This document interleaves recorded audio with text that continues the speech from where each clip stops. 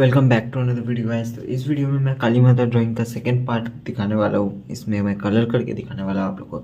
इसकी first part मैं ऑलरेडी अपने इस चैनल पे मैं अपलोड कर चुका हूँ। अगर आप लोग नहीं देखे तो उसका लिंक मैं आउटलाइन वीडियो का लिंक मैं इस वीडियो के नीचे डिस्क्रिप्शन में दे दूँगा, वहाँ से आप लोग जाके देख सकते हैं।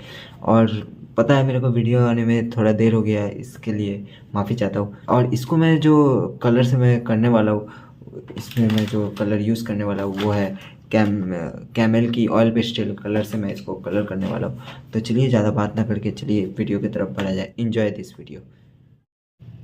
तो सबसे पहले मैं यहाँ पे आइज़ में कलर कर रहा हूँ।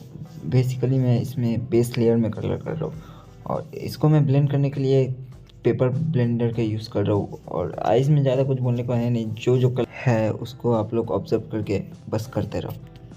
आइज़ में शेडिंग हो जाने के बाद मैं इसको पेपर ब्लेंडर से ब्लेंड करने वाला हूँ। ये पेपर ब्लेंडर से ब्लेंड मैं इसीलिए करने वाला हूँ क्योंकि ये स्मॉल एरियाज़ है आइज़ की जगह पे। आप चाहो तो इसको कॉटन बड से भी ब्लेंड कर सकते हो, उसमें कोई प्रॉब्लम नहीं है।